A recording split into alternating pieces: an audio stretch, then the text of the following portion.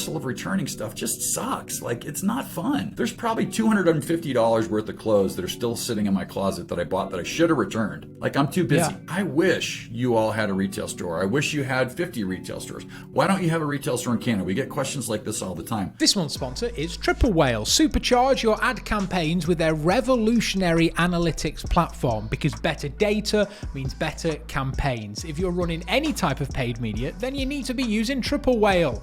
Find out more at trytriplewhale.com. Hello and welcome back to the DTC Deep Dive. Today we're joined by Sean McGinnis from KURU Footwear, an incredible D2C footwear brand that are concentrating on curing foot pain while still being stylish. If you've ever bought a pair of shoes online and they fit terribly and they hurt your feet, well, you won't get that with KURU. We're going to be going in depth on their business, from the expansion plans to how they bring in customers from Google. It's a really interesting episode, and it's a bit of a geeky one, I'm going to be honest with you. So if you're interested in business growth, this is the one for you. Sean, welcome to the D2C Deep Dive. Thanks, Fraser. I'm glad to be here. Give us the lowdown for people who have no idea who you are. Glad to do so. So let's start with KURU. KURU Footwear is a direct-to-consumer shoe brand. We make stylish shoes for foot pain, and we do that by engineering some technology that our inventor and founder and CEO invented in 2008. So every pair of shoes that we make includes our KURU sole technology, which is unique and patented in the industry. We didn't set out to solve a foot pain problem. We stumbled into it, or the CEO did, along the way. My personal journey is definitely a long and strange trip. I have an undergraduate degree in acting. I have a law degree. And I spent the first 15 or so years of my career in direct sales, so knocking on doors and selling to law firms across the United States, small to large law firms. Along the way, one of the services that we started selling was marketing services and websites to law firms. And I was one of the top salespeople in the country selling that service. And so I became quite knowledgeable about SEO in particular. And when the corporate team was looking to spin out our SEO team and bring in a new leader, they had a really hard time finding someone to move across the country effectively. Mm-hmm. And it turns out that they had someone in-house that had become quite knowledgeable over the years about SEO. And so I took my first corporate role in 2006, moved the family to Minneapolis and led a team there. So inherited 19 consultants, and we expanded that team to 37. So from there, ultimately wound my way back to Chicago from Minneapolis. And my first e-com business, I very specifically wanted to move away from kind of B2B and legal, and wound up working for Sears, where I led a marketing function inside of a small little rounding error of a business, but it was a 9-figure business that made a healthy 8 figures in profit annually, while the rest of Sears was on the downward slide. So did that role for about 3 years, and then ultimately was recruited out here to Salt Lake for a different opportunity and led a pretty large, kind of a hybrid digital agency. I had a team of about 150 digital folks that built websites that we owned and operated that looked and felt very similar to the branded website for a lot of home services companies. And then we spent our money in media to drive you to our website and then to our call center where we would convert you. Jumped into KURU about 3 years ago. I joined and came in as SVP of marketing and elevated to CMO a year later. And now I'm the president of the company and run the day-to-day operation. On your website, I was looking last night and it said 82% of customers said that they will happily buy another pair of shoes from you. Like, that is incredibly high, right? Like, I mean, I'd say most people, they will stick to the same brands of shoes forever, whether it's Vans, sure, it's Nike, whatever. Like, why do you think people choose to stick with you and keep on buying you instead of going to these, to the big boys like Nike and Adidas, for example? Well, the major factor is they've already tried those solutions, right? So in effect, when customers find us, they tend to be almost on their last thread, right? Like they've been dealing with foot pain for an awful long time. It's typically plantar fasciitis or something along the lines of the heel. They stumble along a journey and either get formally diagnosed by a podiatrist or their general practitioner, or maybe they do some research online and they go, oh, this feels like, that's what that sharp pain feels like. It sounds to me like it's plantar fasciitis. Late in the game, typically they stumble into KURU, right? We're not spending a lot of money on brand awareness. We're not spending money on TV. That's an ultimate goal for us. But right now, we like to say that we're really good at demand capture, and because there is so much foot pain in the United States and globally, frankly, there's a lot of keyword volume where people are running these searches. So they get cookied, they get fed ads on Instagram and Facebook, but a lot of it is we spend an inordinate amount of money with Google and with Microsoft just in search and in shopping. There are only a handful of companies that really focus on solving this problem and kind of solving this real job to be done for their customers. And just almost none of them, well, I guess I shouldn't say that. We all like to think our technology is the best, right? And so we truly do believe in the patents that we've generated and the intellectual property and the kind of the innovative genius that is our founder. He's constantly thinking about ways that we can adapt the technology, modify it, and make it more readily available to a broader swath of audiences.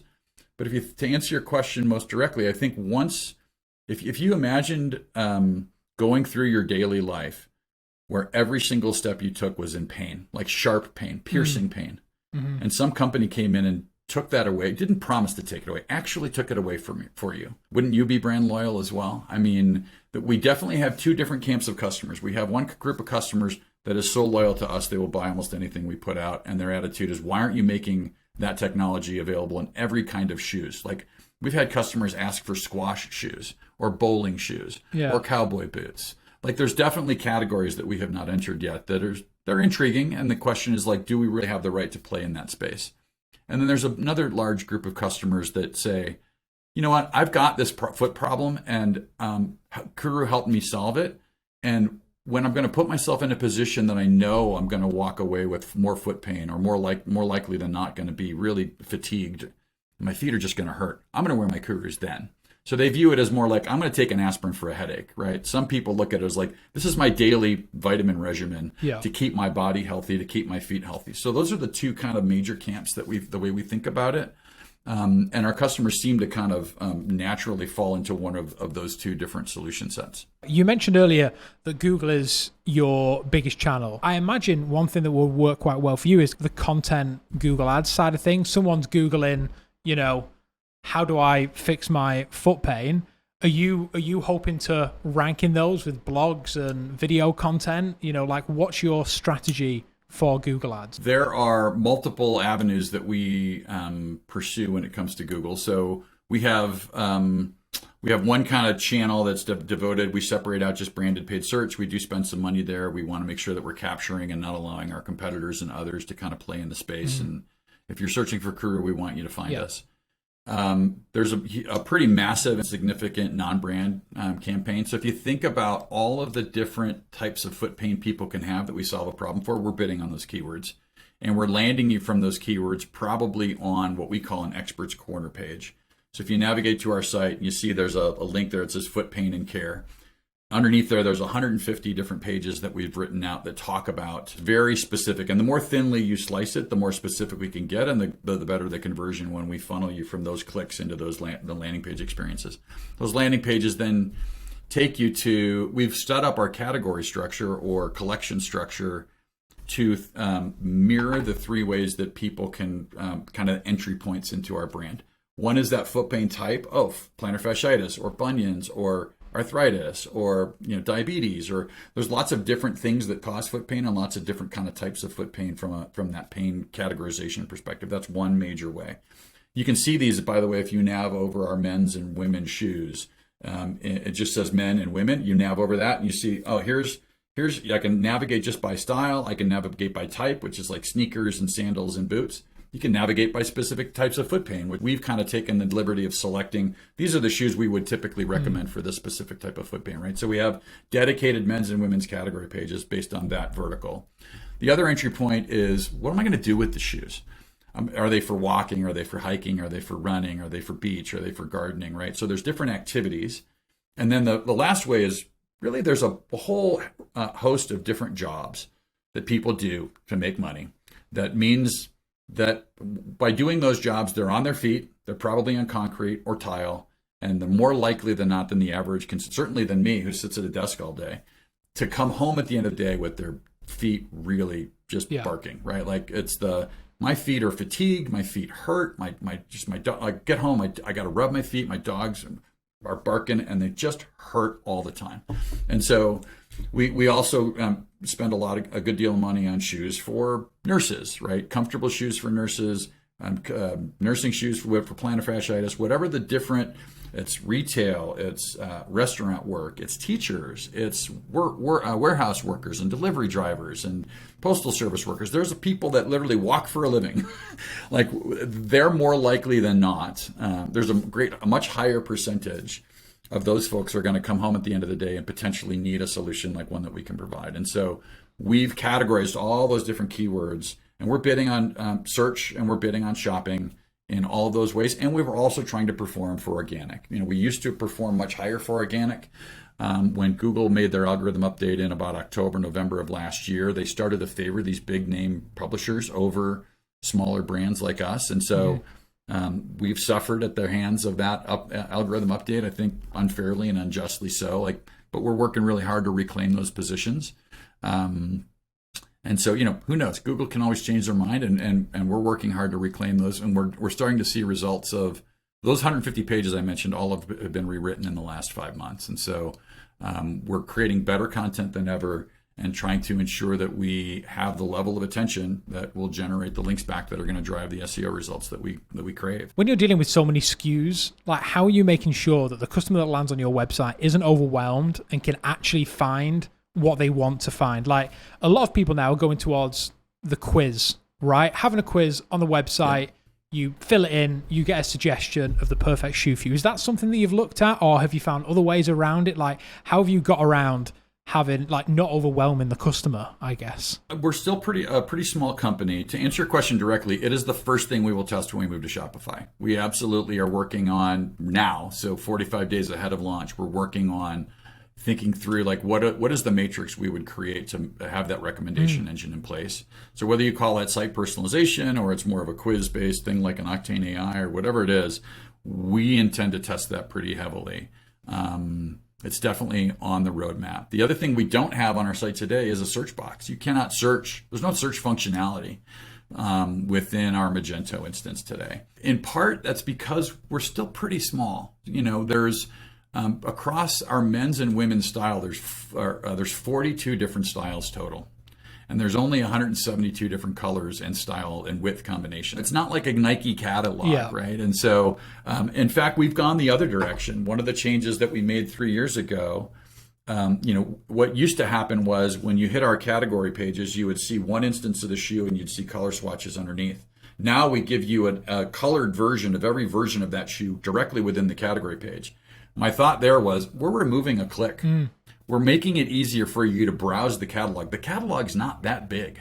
So if you had, for example, a print catalog and you had a page of our women's Atom and you had a full-size image of every color in addition to a lifestyle image, isn't that a better experience to communicate what that color looks like than a color swatch? Why would you provide a color swatch in a print catalog?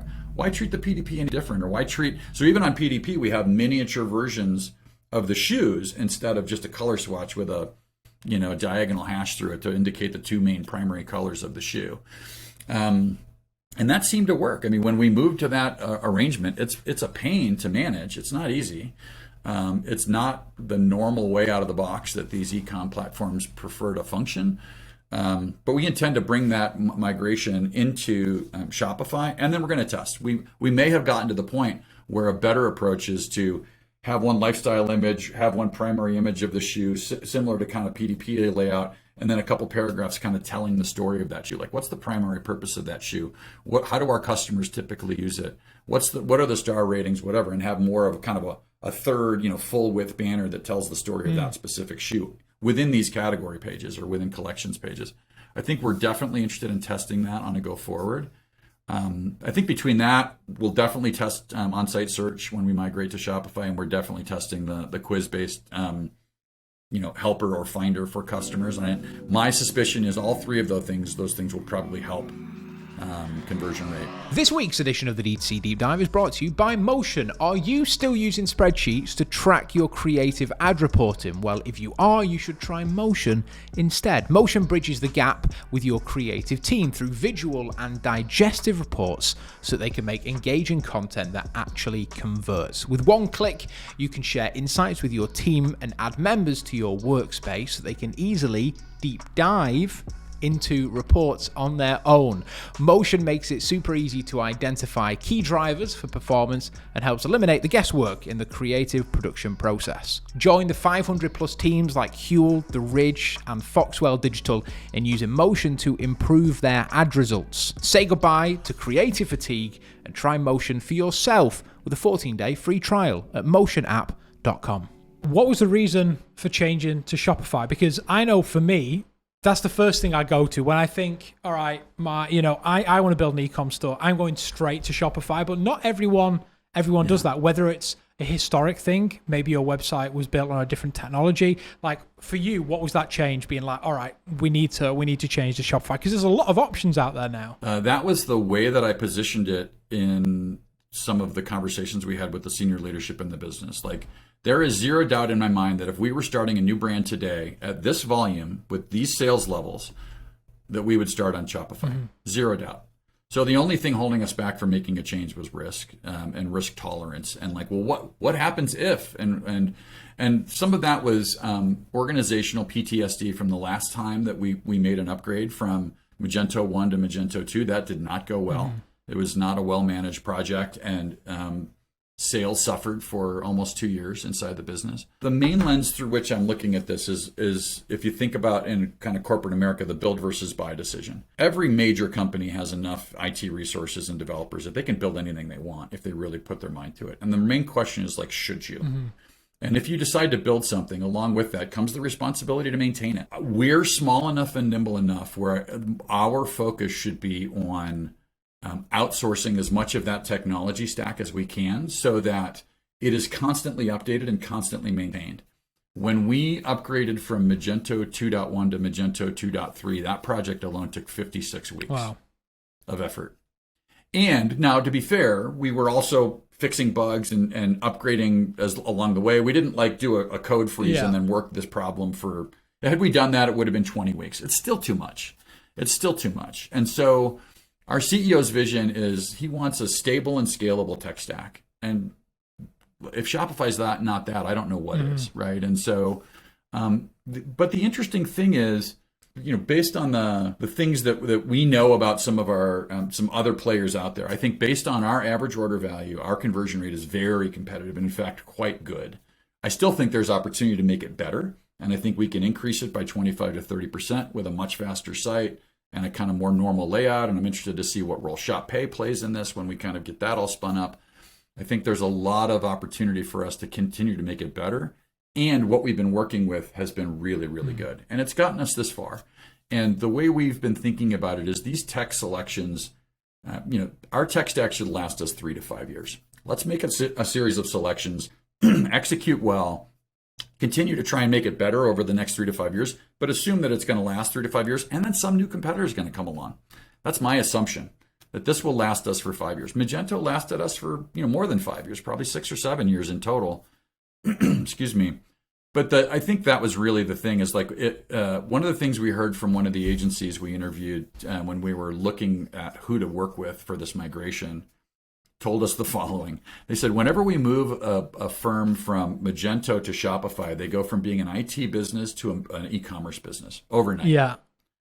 And that really still rings in my ears to this day. And I think they're probably right. Like, we're really excited to focus on quickly building landing pages and quickly making changes in the site and doing away with a lot of this kind of infrastructure from hosting and development resources. And it feels to me like we should be able to support this business with a fraction of what we used to spend on developers, just because our developers, any given sprint, were spending 50% or more of their time kind of fixing bugs that got introduced with the last update that they made, right? It's just complicated. And a business our size should not be in the business of building and writing and upkeeping code. It's that simple, Let's focus on what we do best: talking to customers and making product. Exactly. Love, yeah. There's been a few clients that we've worked with, and they haven't been using Shopify, and I was like, oh, well, can you just quickly make this landing page for us so that we can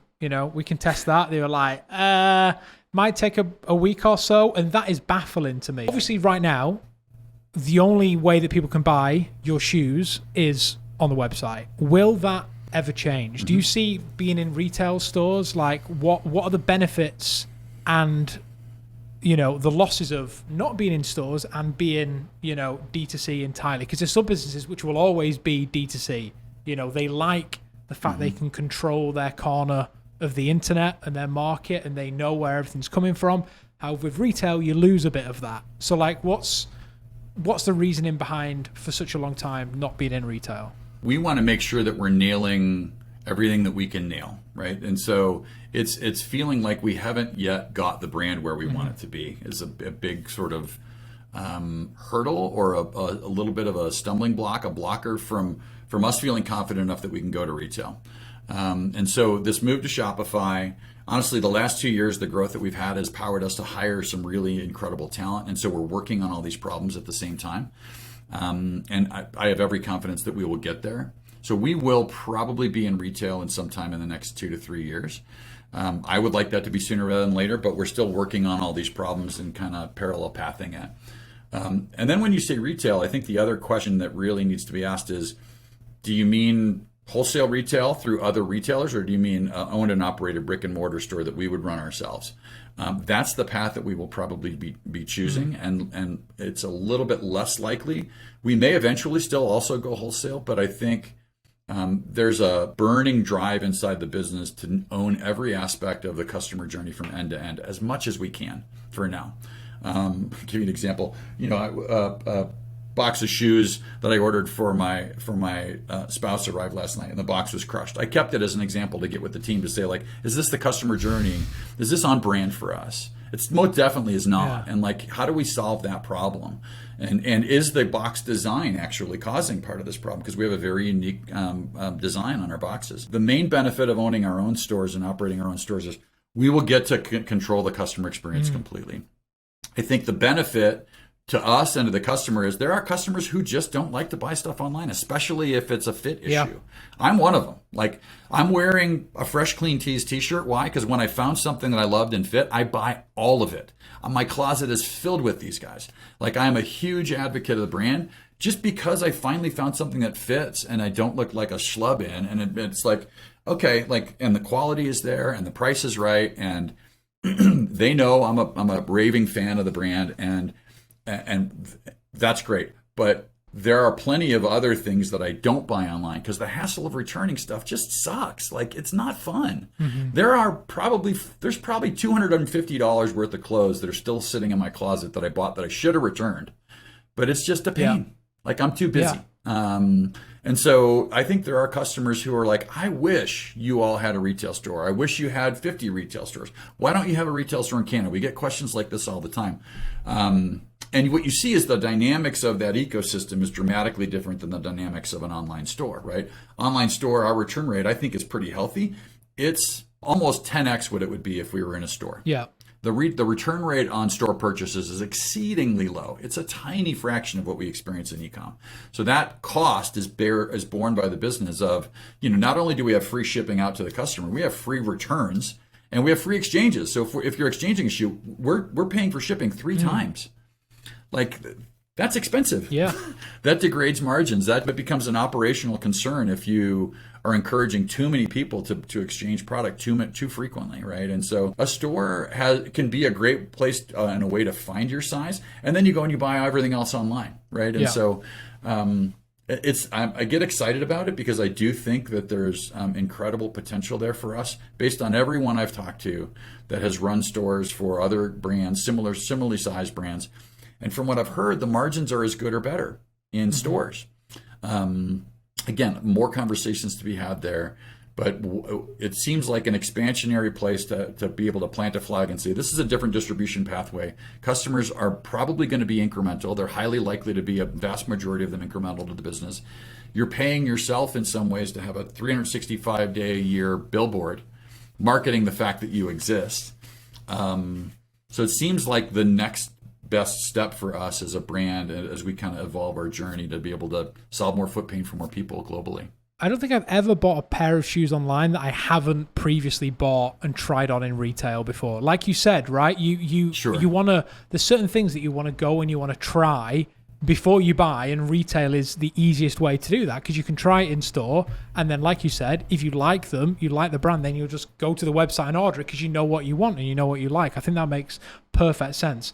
What's next for you guys? You've talked about retail, you've talked about, introducing maybe some more SKUs, some different types of shoe. What's the overall picture for you guys? Yeah, so we're I would call it modernizing the line. We've just hired another industry expert to run our product line itself. So he is a senior product line manager and merchant. And so he will be owning the productivity of the line, modernizing and evolving the line, working in concert with our two very senior developers. So if you think about product from a footwear perspective, it follows very similarly a framework of a website product, right? You've got a product owner that's responsible for the big decisions, and then you've got designers and developers that work in concert with them to evolve the product, and probably some project management, either software or an approach, or maybe even a person to kind of help along the way. Really excited to get him on board. He starts August 1st. He's got 30 years of experience inside Nike and Reebok and other places.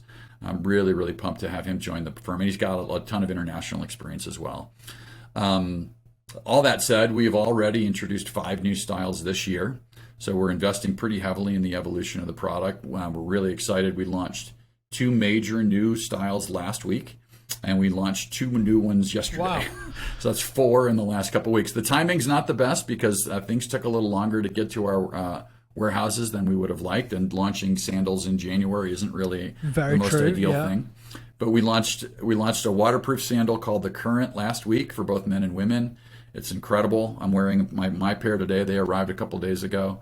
And we kind of relaunched our premium sneaker called the Flux, which is a mesh upper, very flexible, but it's built on a different type of foam in the base, and it's got a higher rebound effect and a higher cushioning.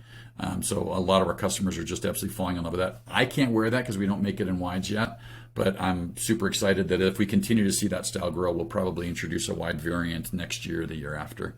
And then 2 new sandals, one specifically for women and one specifically for men, launched today. We've got 5 or 6 new product launches planned for next year. Some are replacement of an older style that is styles that have become a little bit long in the tooth that are ready for a freshening and an update. So that's a big project for us. Obviously, the Shopify migration is a massive project for us. Super pumped about that.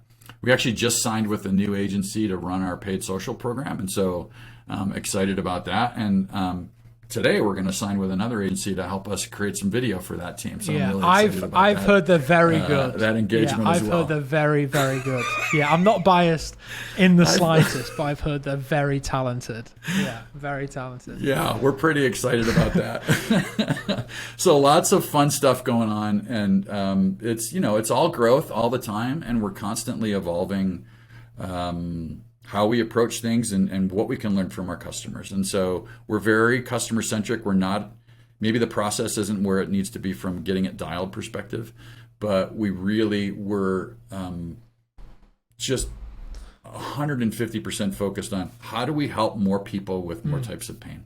And so it's a little bit of a focus on plantar fasciitis because that's such a bulk of what we do. And the majority of our customers, we like to think that we help with all these other types of pain. A brand is what your customers say about you when you're not in the room, right? If you believe that, we are a stylish shoes for plantar fasciitis, not stylish shoes for foot pain, right?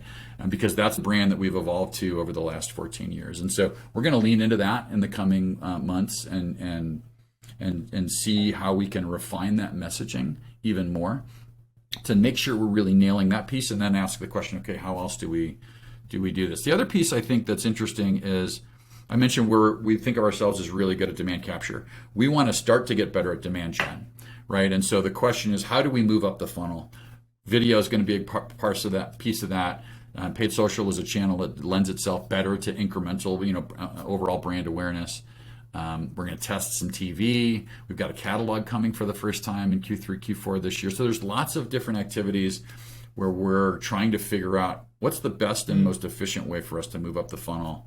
That's both responsible as well as efficient and effective. And so lots more to come on that front too. Amazing. Well, thank you so much, Sean. It's been a real pleasure. If people want to follow your journey, what's your Twitter handle? Give yourself a little plug. Yeah, if you just search Sean McGinnis, you're going to find me. I'm on LinkedIn using that handle. I'm on Twitter using that handle. I'm on Instagram using that handle. I'm not a big Instagram. I'm on TikTok using that handle. Like I'm the old fuddy-duddy that grabbed my name and didn't think to do something unique and special. But yeah, find me on Twitter. I'm very active there. In fact, my finance team just gave me a T-shirt that says Twitter addict on it. So yeah, me too. Don't worry. One of my core roles, one of my core jobs is finding stuff on Twitter and kind of funneling it to the right place inside the business through our Slack channels. So find me there, engage, shoot me a message, do it publicly, whatever. I'm an open Amazing. book. Thank you so much. It's been a real pleasure.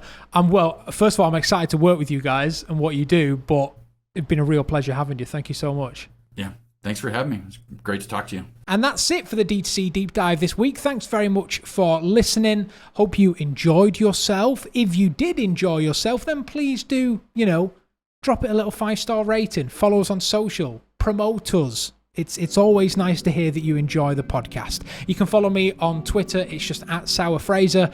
And until next week, I'll see you soon. Bye-bye.